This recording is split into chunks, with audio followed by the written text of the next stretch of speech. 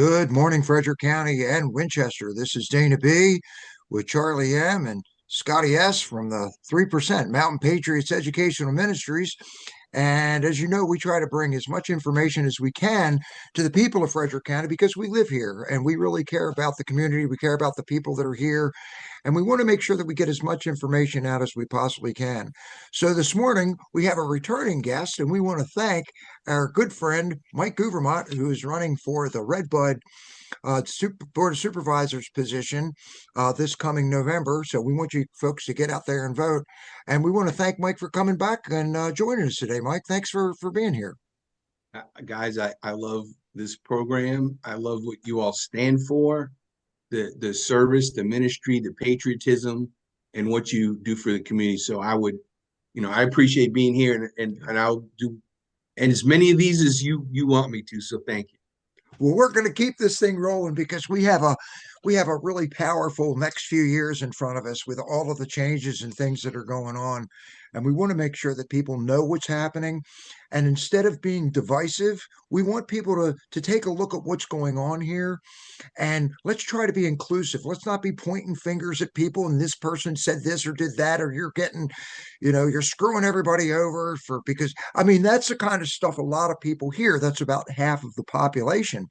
But if we actually are civil about this in our school board and our board of supervisors and our councils, and we find ways to work together, boy, the what we can do as a consolidated group, are we going to be happy with everything and every decision everybody makes? Not going to happen. But if we can find common ground on 70, 75, 80% of the things that we're talking about, I mean, that puts us ahead of the game. And not to be negative, but if we were at 51%, that's still a percentage above half. But I think that we can pull this thing together and really make some things happen on a 70 or 80% uh, uh, balance type of a thing. But I'm going to turn it over to my friend Charlie because Charlie facilitates these things. Thanks for doing all of this stuff for us too, Charlie, for putting the questions together. So it's all yours, my friend. Sure, I appreciate that, Dana. Mike, it's good to see you back, and we're tickled that you're on the ticket and to become a Board of Supervisors representative, and we look forward to the things that you've talked about. We appreciate your uh, involvement with and support of Mountain Patriots. Um, Before we get started, there's be some folks watching this that don't know you. Can you give us your elevator speech of an introduction to who you are and why you're getting into uh, the arena? I appreciate the opportunity to say, what my background is and why. Right. The why is easy. I've been here a little over 30 years, and I've invested in this community over and over and over again through nonprofit service, boards of directors for things. And everything I do has been to help with this county's growth and to support the functions that happen in this county. Then I was fortunate enough to have my daughter move here into my future district, Redbud, and have grandkids. So I want for them to have a great life here and to be able to experience all that this community has to offer. It's a great place. It's a great place. And I think what is lost on many people is, and again, another reason I wanted to run, we lose sight of what we are in general, which is a community. Mm-hmm. We create these boundaries, city versus county, smaller towns within the county, Right. and we put people on an island. And yet we all have the same complex issues. We all have growth issues, traffic issues, school issues, right? One Right. problem in one community is a problem for us all. Right. So We're I all in want to this together. start, yeah, I want to start breaking those barriers down, and we have to support each other and understand the economic development and how everything works impacts us all. So me running with this new mindset of I'm not trying to draw any boundaries. I'm trying to say if I'm an elected representative for the county, I'm an elected representative, yes, for the county, but I'm looking at the impact to everybody around us and the decisions that we make and how they impact the city, because what the city does too could impact us. Right. We can't have a combative mindset. We have to have a cooperative mindset. So, a little bit quick background on me, career military guy. I did 10 years at the White House. I've worked for State Department's anti-terrorism program. Currently working for FEMA as a consultant on a very large program. I did own my own security business for about 10 years here before I sold it. And I did executive protection and emergency preparedness stuff for the entire federal government. So I've been in service to the government and deeply involved in the government for a long, long time. And then for a stint, I was the president and CEO for the Chamber of Commerce here in town. Again, very involved in business growth. So this is not new to me.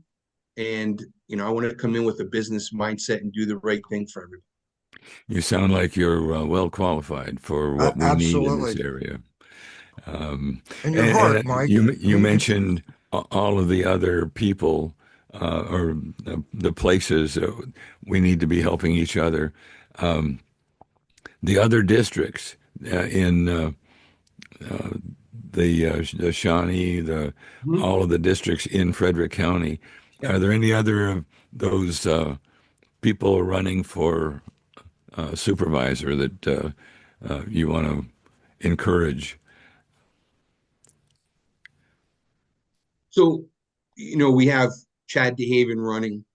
Right. And I believe Chad's business background and his experience already working, not just FCRC, but just his general experience in county issues on the committees he's served on, really make him well qualified. I just don't know anybody more qualified than Chad to take that role. And I think it's an easy choice. Yeah. So he's really the last person, I believe, because we just got Jason Akins on to fill a slot. So I believe if we get Chad on and I'm there in January, we're going to have a well-rounded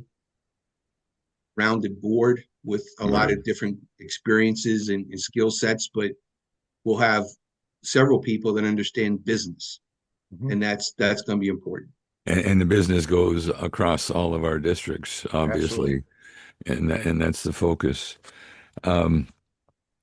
What are some of the big issues that you're staring at right now that you feel you need to jump in and start making a difference on?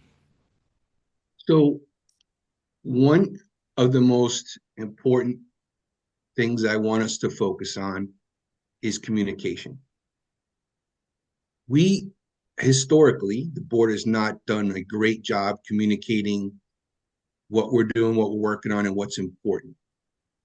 And letting the citizens know the challenges up front.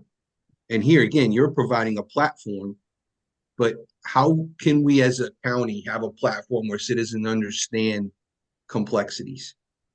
So one of the things I'll throw out to you guys, because I like your term that you used earlier when we were off camera, think tank. I want citizens to think about these things. Right. We have people that are anti-growth, people that are anti-new school, anti-education, anti-don't build more schools. We have people that are anti-everything. Yet we are growing, we have been growing, and we haven't kept up with infrastructure. We can't stop it. Can't stop it. We have to manage it. Okay. Exactly. And that's an overused term. We got to manage growth. All the politicians say, we've got to manage growth. But what's missing in this ingredient is the education to people about what does growth mean. And even if you don't have new buildings, I want us to focus on one thing. If anybody here has ever had a regular job, every single year you hope you get a raise. It's what you work hard for. And if you put in the effort, you hope you get a raise. Mm-hmm. Okay, hard stop. Is it fair to tell the teachers, the police and the sheriffs, the people that work picking up the trash, the people that clean the parks, all of the people that work for Frederick County and the city and whoever, oh, you can never have a raise? It's not fair to say that. No, you would never wish upon your neighbor that they never get a raise their whole life. But in order to give people in public service a raise, the county has to have more money. You have to have revenue coming in through growth that allows you to pay the people that work for you more money. This is a basic business concept. Profit allows you to pay your people more money. No profit, no raise. Basic Okay. business model. Basic business. This escapes many people. People automatically assume paying more teachers or giving the police officers or the sheriffs a raise. Oh, we can't do that. We don't have the money. Okay, well, should we never give them a raise? Should they just work?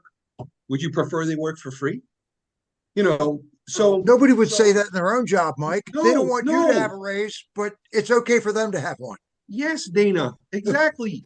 So if your neighbor is a law enforcement officer or a firefighter, any that teacher, you wouldn't be saying, geez, Margaret or Joe, I hope you never get a raise because my taxes are going to go up. So understand the Board of Supervisors' job is to fund everything. We have to find revenue to fund the activities people need us to fund. And manage it appropriately. Yeah. Right. Okay.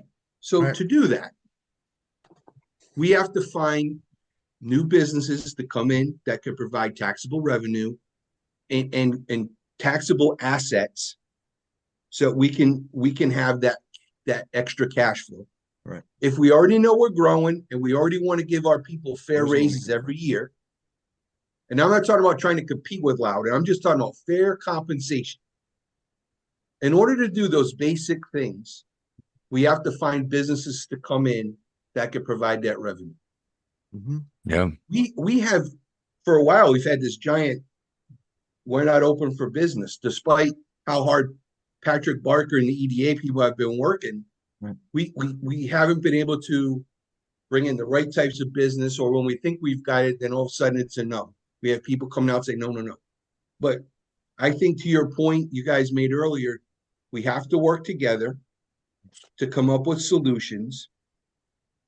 If we're going to do data centers, we have to say, how can they be done in a way that's not a drain on our natural resources, that are in a place where it creates the least amount of eyesore or what have you. And there's a way to do it where we do it correctly with the least impact to the least amount of people. And be innovative. I know we have opportunities to do some new businesses out at the airport. The airport director is very excited about maybe bringing in business. I shouldn't say too much because he might get mad at me, but he's got the ability to bring some new business opportunities right on those already established airport grounds that would provide us with great businesses that we could tax. You know, so there are things we can do, and I know that several board members are very excited that we're going to start pushing to try to find a way to get the revenue in a nice balance and putting things in the right spot. And that's our goal, is to try to do it right. I'm going to throw something in here, Mike, because I like what you had to say here. And you just ticked off half of Frederick County by saying the word data center. Okay. Yeah. Right. And Charlie and myself and Dan and a bunch of us have come together to look at both sides of everything. Okay, what are the we call it? I call it in sales, FAB eliminates FUD. FAB eliminates FUD. The features, advantages, and benefits eliminate the fear, uncertainty, and doubt. Okay. Now, I'm not advocating either way. So I want people to know I'm just kind of throwing things out here.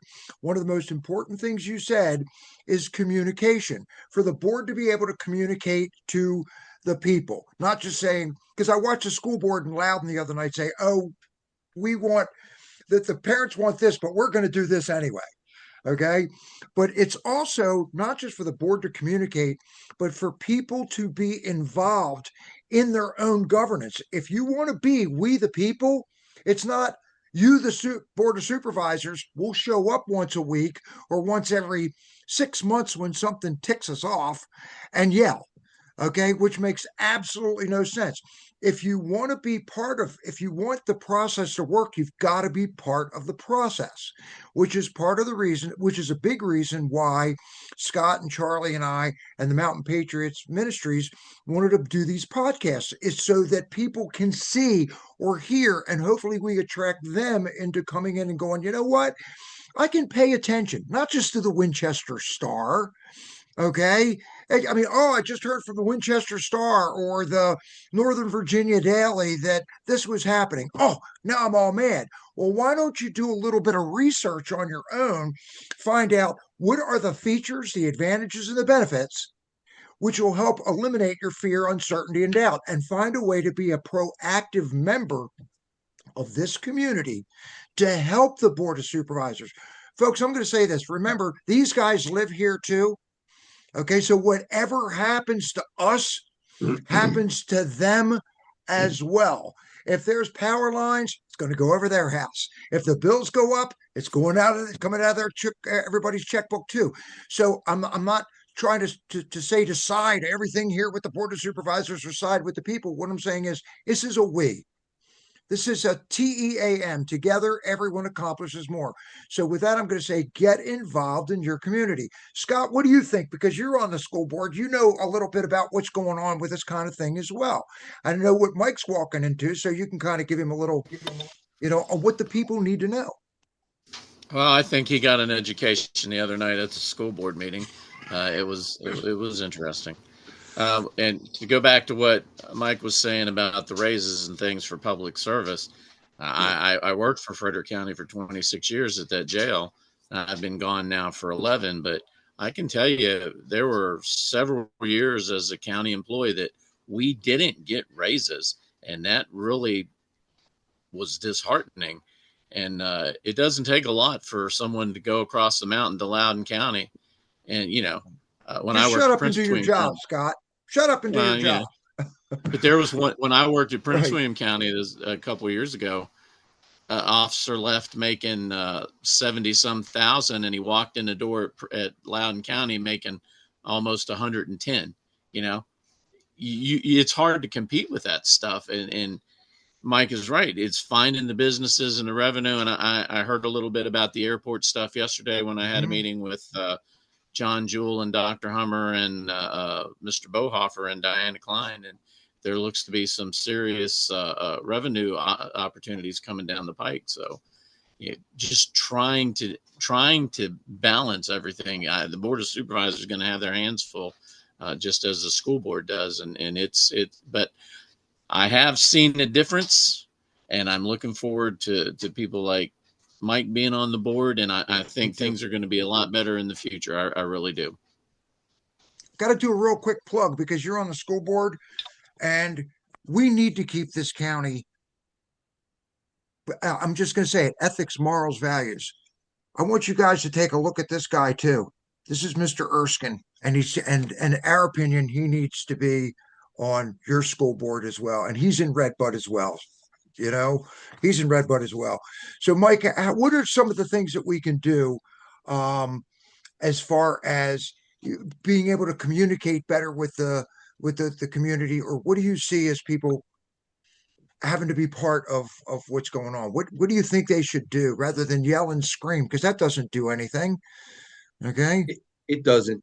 So we all, at least you guys may know a great lady named Leslie Spencer. Leslie We comes, very familiar with her right. Leslie comes to a lot of board of supervisor meetings, every week. and she And planning commission. Yep. planning commission. And And- EDA. She started out very much one-sided, and each week that has passed, I noticed from her Facebook comments, she has been more willing to listen. She has been more willing to discuss alternatives, Right. and share ideas, and Oh. she has been Hmm.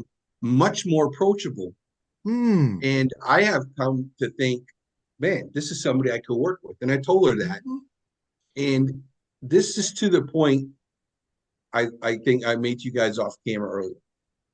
When you come to the board of supervisor meetings, or you go to a school board meeting, getting up and calling people names, calling them heartless, insinuating that they're on the take, that people are lining their pockets, or there's something underhanded going on, does nothing to build a bridge to discussion. You're not going to win anybody over by walking up to the podium and saying you all are crooks. Right. You know, That does a lot of good, doesn't it? it doesn't. Or you know, as Scott mentioned, I got an eye opening at the school board meeting. People have personal ethics and feelings about certain things, and I wrote down on my sheet the books in school. I know after listening to that meeting and listening to a book that got read that's in our libraries, right away I said, if my kid came home with that book, I would be on the phone with the principal in Right. 2 seconds. Right. I would probably have said, if that book ain't out of there, I'm filing a lawsuit to get that book out of there. I would have been calling the school superintendent, the school board. I would have been at the meetings and saying, how can you have a book that is that would, in my mind, qualify as pornography? But having said that, I'm curious to know what it is that the opposition is trying to advocate for, because I've had this conversation with a couple people running for school board. If you're trying to say you want books in school that a kid that's gay can relate to, okay, I don't think we're talking about banning those books. What we're talking about is books that are straight Sexually out explicit. sexually explicit, that give detail about body parts and doing those things to body parts. So I turned to Chris Grassmick, who's running, and I said to Chris, this sounds like she's reading from an adult magazine, like a Penthouse magazine. Right. There's no difference in my mind. And so where do you draw the line? Well, I think that's the back and forth between the school board and the people in the crowd. Is there's no way you could possibly be advocating for something that explicit. But what do you want? But there's no dialogue. It's just accusation after accusation and confrontation. We're not getting to the result. Or the root cause. Right. You know, Well, I watched that, yeah. Mike. I watched that the other. I'm sorry, Scott. I watched that the other night, and I thought, and I was talking to Miles, because he hit me up, and I was watching it and listening to it. And don't we have G-rated movies? I mean, when we were kids, we had Disney. Okay, you had G, and then it was PG, and then it And was PG. R-rated, and you had to have an adult come with you to watch anything with curse words. And they still have on there smoking, alcohol use, Yes. sexually explicit content when you watch a movie. Okay, so they warn you right then and there, and they tell you PG is parental guidance. So do you want us to go off the reservation and not guide your children? Or should you, if you want your child to learn that stuff, have it at your house? There's nothing that says that you can't. But I was brought up, you got G, Bambi, which is, G, PG, R, X, triple X. I mean, who, there's a morality piece in there as well. And I mean, some of this is just common sense. They're not ready for that yet. No, but even you mentioned the Disney thing. The last 30 years, Disney movies have been rated G, but the sexual crap that they put in it and hide it, and Absolutely. there's a long Lion list King. like Aladdin, The Lion King, The Little Mermaid. There's all kinds of stuff in there Monsters that Inc. I mean, you can go they right say on it's down the not there, line. and you know it is. But that one book in particular that he's talking about, when the vice chair started reading, and she just read a small portion of it, it went on for 3 pages with the same thing over and over and over. And one of the people in the gallery wanted me to gavel her down and stop her from saying those words. And I'm like, you don't want her saying these words from the podium, but you want to give this book to kids. Are you out of your mind? It's ridiculous. We just have to have some common sense. We're not even banning books, which is what most of the people were saying. It's taking them and putting them somewhere and having you as a parent opt in, and you do your due diligence as a parent. You want your kid to read those books? Fine. It's the same as a movie theater. It's the same as a movie theater. It's the passions that people have, and people just want to scream and yell, and they don't want to listen. Unbelievable. Charlie, what's your next question for Mike? Well, there's well, first of all, are there any other issues that you'd like to bring up and talk to Mike? Yeah. So let me go back to the data center thing again. Sure. Part of communication is us being able to be in front of issues when we find out information. And as you all are doing research, people that are already elected, or some of us that are trying to become elected, are working hard to also get information. And we were presented, some of us, with this document, which is being kept close hold, but this was from Rappahannock Electrical Co-op.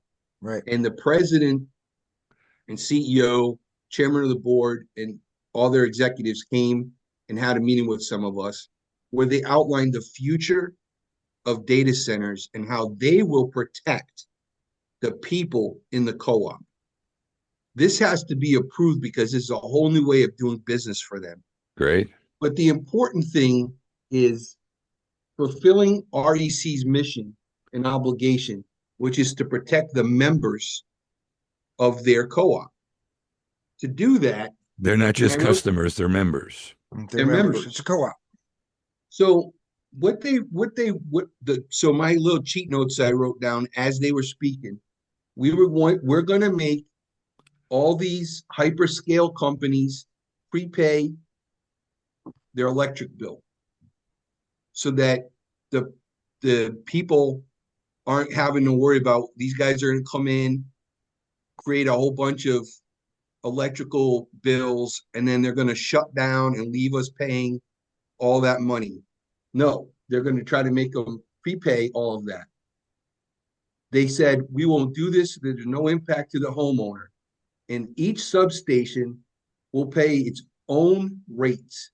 So what they're going to do is right here, it outlines they're going to create a separate LLC for every one of these data centers. They're going to make them their own entity that they charge for all the expenses and the costs.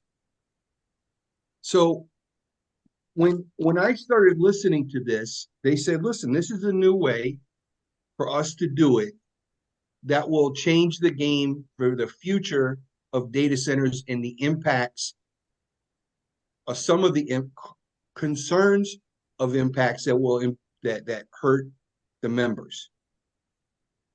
This is new information that we didn't have, that people are out talking about. It's going to increase our rates. It's going to do this. if all of this comes together, that concern goes away. Through communication is how these things get fixed. Yeah. So when the concerns come up, you have to say, who can address the concern? Mhm. And if it's the electric company's realm, the electric company can work with those data centers to remove that concern, right? Water. Water is Water is a big one. huge factor.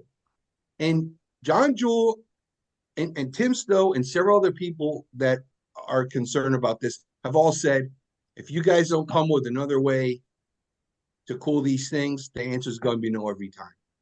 But yet people still are going, oh, these supervisors just want to bring in data centers. No, no. We are concerned about water. And we have to look at it. We have to look at every option that's out there for everything in any business. Right. Now, if a data center can come in and they could say, we reduce the need for water to only 50,000 gallons. We have reduced the requirement for electricity. We're paying our own bills. Okay. Now what else are you going to do? Okay, well, it's the aesthetics of the building. Okay, can you paint the building green and brown and to match the, what can we do to eliminate the issues that people have concerns over? I'll give you one solution, and that's to bury them underground. And that should be. Put them under the highway. If you can, right? Well, Kylie Gore said, listen, I understand they're coming. I'm a farmer. I get it. Sometimes farmland gets sold. It turns into something else. Put them by the highway. Don't put them in the valley. Don't put them in the rolling hills. Don't put them in the middle of the community. Put them by the highway where there's already concrete and noise, right? She at least gave us input. That's what we need from the people. Yeah. Right. And that's what I want. The funny thing is people say, well, you were elected, you figure it out. Right. Well, but there are people that have. And then they yell when you make a decision. Yes. And then be mad at me for it. But there are people that have great ideas. There are so many smart people here. So many. Yeah. That if we could just listen to ideas, someone may say, have you thought of this? Oh, no. And then if we get new information, we can discuss it and we can try to figure out how to incorporate that idea to make something better. So, I think, again, the Mountain Patriots preach, be nice.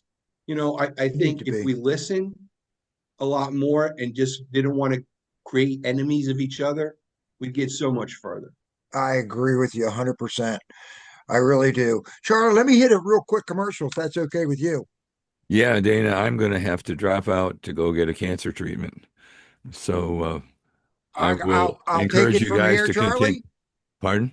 I said, I'll take it from here, my friend. God bless you. Be safe and let me know how it goes when you get back. Thank you, Charlie. You bet. Bye. Everybody, pray for Charlie. As a lot of you know, we're a community here. You all know who we are. Okay, that's what the neat thing is about Mountain Patriots Educational Ministries. We're bringing on people your friends, your neighbors, your loved ones. Charlie's got throat cancer, and we actually also started a thing called Choo Choo Charlie. So he's got to go every day. So at his age, he's 83 years old. Okay. And he and his wife have to drive an hour and 20 minutes down, an hour and 20 minutes back. So if he needs help, we have a chain where people can jump on and say, look, I'll help you, Charlie, if you need help. And we actually did that the other day, Scott. So Charlie, his wife woke up with a migraine, and Charlie said at 4:00 in the morning, I'll be up at 9. This is how he doesn't worry about it because it's Mountain Patriots. I need help. I'm going back to bed, but I need help to get down there because Annie has a migraine. Can somebody help me? And at 9:00 in the morning, we had 5 people going, we can handle that. Got to his appointment and back because we all work as a team. And that's how Frederick County should work. Okay. That's called neighbor helping neighbor. But I'm going to show people something here real quick because this is how we try to help each other. Mike, can you see that? Yes. Okay, this is Mountain Patriots Educational Ministries. You just have to go to mountainpats.com. Everything is here, our homepage, our podcasts, our sign up, contact, all the ministries. We do have a podcast that's coming up after the elections, which is really important right now, which is what we're concentrating on. Please go out and vote. Please go to the polls. But we say, let's talk. Sign up for a historical podcast. Let us know if you're willing to be Betsy Ross or Daniel Boone or J.L. Moody or Teddy Roosevelt or Abraham Lincoln, whoever. And we want to interview each one of these people. So this is the Mountain Patriots Historical Podcast. It'll start at the end of November.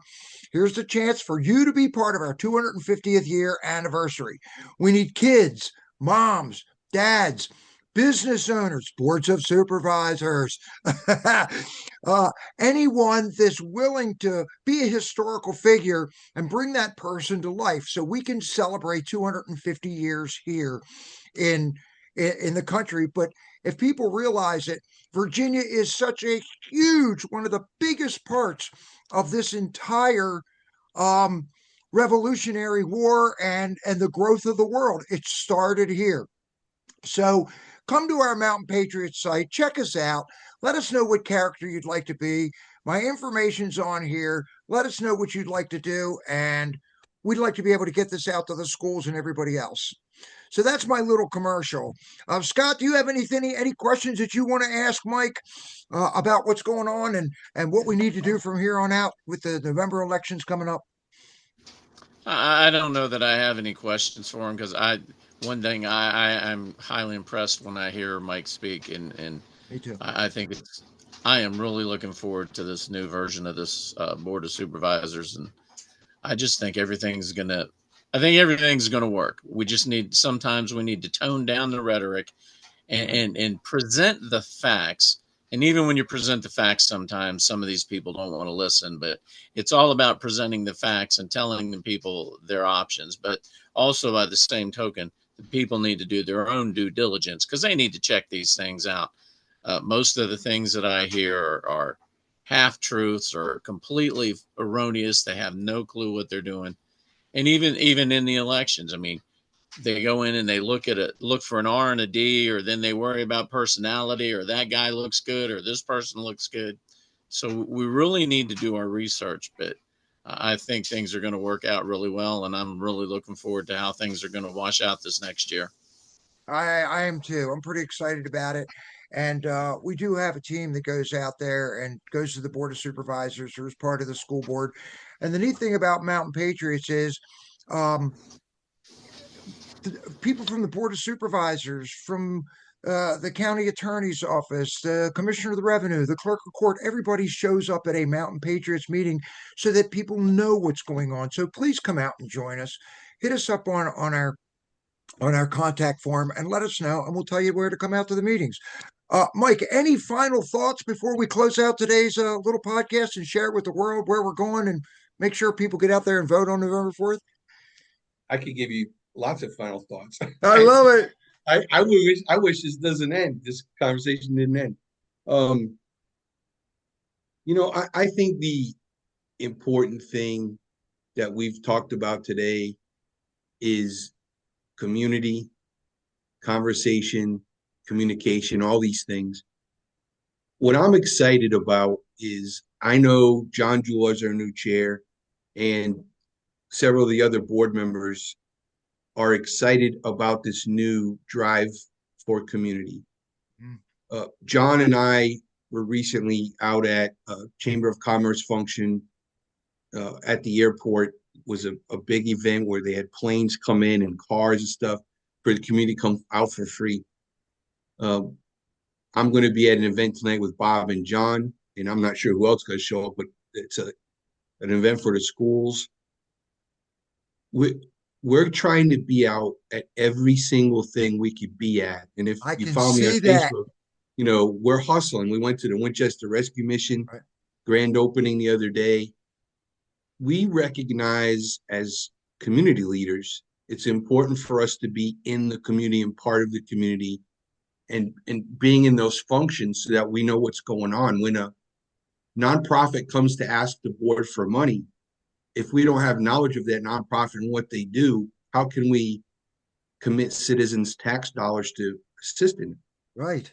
We've got to go out and we've got to make sure they're doing what they say they're doing. We've got to be part of what they're investing in the community. You can't be out here saying you support the schools if you never go to the schools. If you don't go to a school board meeting, you can't say you're part of the community if you don't go out to the Battle of Cedar Creek Grade and hear Scott preaching character I love from it. that time period. You have to be out where the people are, engaged in the activities, promoting what each group is doing. I mean, just looking at my calendar on Saturday, I have Special Olympics has an event, spaghetti dinner. Solon Burgers has their pre-grand opening. There's the Watts The watch program, right? program. They have their dinner that I'm going to be at. There's maybe 2 or 3 other things this day. I'm going to try to be at. I think I have 7 things to try to be at on Saturday, and I'm going to do my darn best to be at all of them. And because everything's important, Solon Burgers is a cornerstone business in this community. It's Absolutely.